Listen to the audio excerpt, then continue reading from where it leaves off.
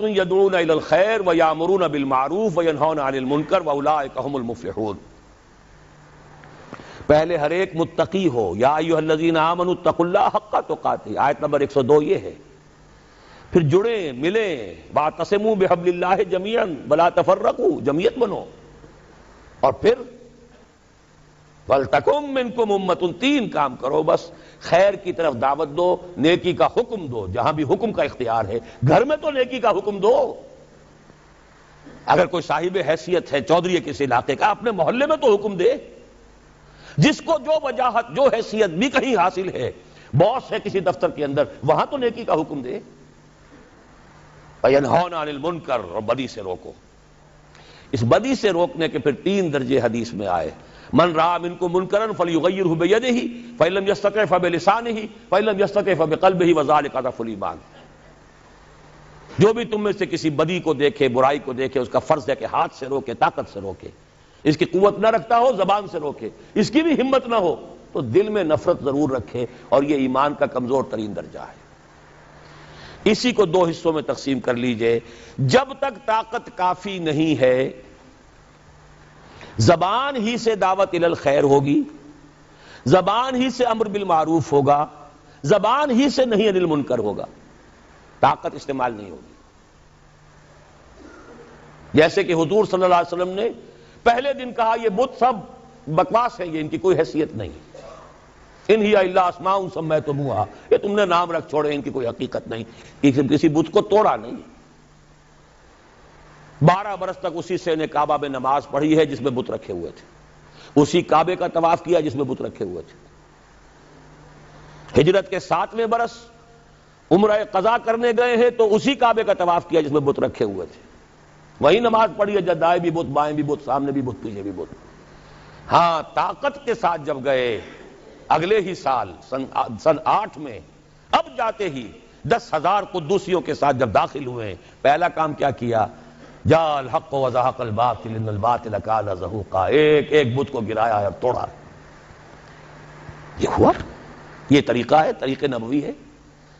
اس موضوع پر میری کتاب جو ہے خطبات خلافت، جو میں نے شروع یہیں کیے تھے، کیونکہ خالق دینہ ہال میں جو پہلی تحریک چلی تھی خلافت کی، وہ احتجاجی تحریک تھی کہ انگریز کیوں سازش کر رہے ہیں ہماری خلافت کو ختم کرنے کی.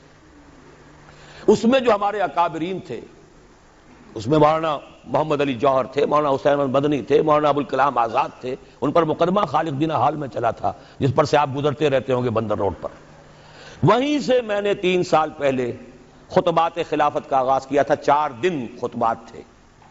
پھر یہ خطبات میں نے کراچی کے بعد لاہور، پشاور، راولپنڈی اور نہ معلوم کوئٹہ کہاں کہاں دیے ہیں. اب وہ کتابی شکل میں بھی شائع کر دیے گئے خطبات خلافت کے نام سے. اور اس کے آخر میں یہ طریقہ کار بھی پورا میں نے بحث کر دی ہے کہ طریقہ کار کیا ہے. جب تک طاقت کافی نہیں ہے زبان، جب طاقت کافی ہو جائے گی ایجیٹیشن، گھیراؤ، جلاؤ نہیں، گھیراؤ، وکٹنگ. اب نہیں ہونے دیں گے. یہ حرام کام ہے، نہیں ہونے دیں گے. اس اڈے کو نہیں چلنے دیں گے. ہم بیٹھے ہیں یہاں، پہلے ہم پر گولیاں چلاؤ. یہ سودی کاروبار بینک کا نہیں چلنے دیں گے. یہ اخباروں کو نہیں نکلنے دیں گے ان ننگی تصویروں کے ساتھ. آخر ایم کیو ایم نے بند کر دیا تھا ناطقہ کے، نہیں جنگ کا. طاقت ہو، جلاؤ کی ضرورت نہیں، گھراؤ تو کرو. اہل تشیع نے 50,000 جا کر جو گھراؤ کیا تھا ضیاء الحق صاحب کی سیکریٹریٹ کا، اور ان سے کتنا بڑا فیصلہ کروا لیا تھا کہ اہل تشیع جو ہے وہ زکوٰۃ آرڈیننس سے مستثنیٰ رہیں گے. گھیراؤ کیا ہے، چیف مارشل ایڈمنسٹریٹر کی ناک رگڑوا لی ہے. یا گولی چلاتا، ہزاروں جانیں دے دیتے، کیا ہوتا؟ فوج میں بھی اہل تشیع ہے، پولیس میں ہے، بیوروکریسی میں، ہر جگہ ہے، کیا آگ لگتی؟ لہذا وہ سمجھدار آدمی تھا، اس نے مونچھ بھی نیچی کر لی، ناک بھی رگڑ دی. اور وہ چیف مارشل ایڈمنسٹریٹر، حالانکہ ابھی مارشل لا بوڑھا نہیں ہوا تھا، صرف 3 سال کی عمر تھی. 77 میں آئے تھے اور 80 کا یہ واقعہ ہے. منوائی کی نہیں بات. یہ جو غیر مسلح ہے ایجیٹیشن، اور اس کی آخری شکل آئی ہے غیر مسلح بغاوت، سول ڈس اوبیڈینس، جو ایرانیوں نے کر کے دکھائی ہے. انتخابات کے ذریعے سے قیامت تک وہاں اسلام نہیں آ سکتا تھا. نہ محض دعوت و تبلیغ سے آ سکتا تھا کہ بس دعوت، اچھی اچھی باتیں، میٹھی میٹھی باتیں سنائے جاؤ، 20-20 لاکھ کے مجمع جمع کیے جاؤ، اس سے اسلام آ جائے گا. نہیں آئے گا. اگر آ سکتا ہوتا تو محمد الرسول اللہ تو کبھی بھی ہاتھ میں تلوار نہ لیتے. کسی مسلمان کا خون تو کجا کسی کافر کا خون بھی زمین پر نہ گرنے دیتے. ان سے بڑا مبلغ، ان سے بڑا مربی، ان سے بڑا مزکی، ان سے بڑا معلم کون ہوگا؟ نہیں، طاقت کا وقت آتا ہے. البتہ طاقت دو طرفہ کی بھی ہوتی ہے. یقاتلون فیقتلون ویقتلون، اللہ کی راہ میں قتال کرتے ہیں، قتل ہوتے بھی ہیں، قتل کرتے بھی. ایک طرفہ بھی ہے جو کہ ایرانیوں نے کر کے دکھائی ہے. اس پر تفصیل سے بحث میری اس کتاب میں موجود ہے کہ حالات میں کیا فرق ہو گیا ہے. آج حکومتیں ہیں، ان کے پاس فوجیں ہیں، ان کے پاس پولیس ہے، ان کے پاس ایئر فورس ہے. حافظ الاسد نے ایئر فورس کے ذریعے سے شہر ہما اڑا کے رکھ دیا تھا. کئی ہزار جو ہیں اخوانی ایک دن میں ختم کیے. خود پاکستان 2 مرتبہ بلوچستان میں ایئر فورس استعمال کر چکا ہے. ابھی جو ہوئی تھی مالاکنڈ کی تحریک، اس میں بھی ہیلی کاپٹرز استعمال ہوئے. تو یہ نہتوں کے خلاف اتنی طاقت جو ہے، ہاں نہتا میدان میں نکل آئے تو پھر فوج کو بھی ایک وقت تک تو وہ گولی چلاتی ہے، پھر سوچنا پڑتا ہے یہ میری اپنی قوم ہے. بھٹو صاحب نے کہا تھا کہ میری کرسی بہت مضبوط ہے.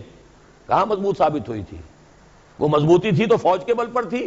جب فوج نے کوڑا جواب دے دیا کہ no more killings, we are not going to shoot any more, go and have a political settlement, تو بیٹھنا پڑ گیا کہ نہیں؟ کرسی ختم ہو گئی تھی کہ نہیں؟ یہی خطرہ ہو رہا تھا شاہ ایران کو کہ اب یہ فوج جو ہے جس نے 20-30 ہزار تو مار لیے ایرانی، لیکن یہ کہ اب یہ ان کا رخ میری طرف ہو جائے گا. بھاگا ہے وہاں سے، وہاں اس کا اسلحہ ختم تو نہیں ہو گیا تھا. یہ ہے راستہ اس ملک میں اسلام کو لانے کا. اب نوٹ کر لیجئے، اگر ہم یہ کام کرتے ہیں تو میرا تجزیہ یہ ہے کہ پورے عالم اسلام میں ہم ہی اس کے لیے سب سے زیادہ مستحق ہیں. ان تتوبا الی اللہ فقد سقط قلوبکما. پوری 400 برس کی تاریخ، اس 14ویں صدی ہجری کے عظیم واقعات، تحریک پاکستان، تحریک خلافت، قرارداد مقاصد، یہ پورا بیک گراؤنڈ ملک بنا ہے. احادیث میں خبریں موجود ہیں کہ وہ جو آخری شو ڈاؤن ہوگا مڈل ایسٹ میں، جب دجال یہودیوں کا بہت بڑا لیڈر ظاہر ہوگا اور وہ کہے گا میں مسیح ہوں، اور اس وقت جب مسلمانوں کے اوپر بہت سختی آئے گی، ویل للعرب من شر قد اقترب، تو اس وقت جو ہے ایک شخص کو اللہ تعالیٰ امت میں سے اٹھائے گا جو اہل عرب کا لیڈر بنے گا. وہ ہوں گے حضرت مہدی. لیکن حضرت مہدی کو مددگار جو ملیں گے وہ مشرق کی طرف سے آئیں گے. عرب قوم کھوکھلی ہو چکی ہے، ان میں دم نہیں ہے. دولت نے، عیاشیوں نے انہیں کھوکھلا کر دیا ہے. تقریباً پوری عرب قوم کا حال یہ. دولت جو ہے ان کے لیے بہت بڑا ایک اللہ تعالیٰ کی طرف سے عذاب کی شکل ثابت ہوئی. اونچے اونچے محل بنا رہے، تطاولون فی البنیان، لیکن جو حالت ہے وہ سب کے سامنے بودے. لہذا الفاظ ہیں یخرجون الناس من المشرق یؤطئون للمہدی یعنی سلطانہ. جب مہدی کا ظہور ہوگا عالم عرب میں تو ان کی مدد کے لیے، ان کی حکومت کو قائم کرنے کے لیے فوجیں مشرق سے آئیں گی. اور پاکستان بھی تو مشرق میں ہے عرب کے. میرے عرب کو آئی ٹھنڈی ہوا جہاں سے، میرا وطن وہی ہے، میرا وطن وہی ہے. لیکن یہ کہ اہل پاکستان ذرا بھول گئے تھے، بھٹک گئے تھے. کبھی بھولی ہوئی منزل بھی یاد آتی ہے راہی کو. اب آپ اپنے اس سبق کو یاد کیجئے. جو باتیں میں نے آج عرض کی ہیں ان پر غور کیجئے، سوچئے، سوچ بچار کیجئے. تنظیم اسلامی، تحریک خلافت فوری طور پر ہمارے ساتھ شامل ہونا چاہیں، بیعت کا معاملہ جو ہے ثقیل نظر آئے تو معاون تحریک خلافت کا فارم پر کیجئے. ابھی اس میں بیعت کی ضرورت نہیں ہوتی، لیکن اور قریب آ کر دیکھیے. اگر آپ کو ہمارے خلوص اور اخلاص پر اعتماد ہو، اگر آپ کو ہمارے خیالات اور نظریات سے اتفاق ہو تو پھر شامل ہو جائیے. پھر اس کے من انصاری اللہ، کون ہے میرا مددگار اللہ کی راہ میں؟ میں تو اسی کے لیے گھوم رہا ہوں، اسی کے لیے پھر رہا ہوں. اسی کے لیے 1970 میں میں نے 71 میں اپنا پروفیشن چھوڑ دیا تھا. آج 25 برس پورے ہو چکے، بلکہ 26 ہو گئے. 96 ختم ہو رہا ہے اور وہ تھا 71 کا شروع. میں تو اس کے بعد سے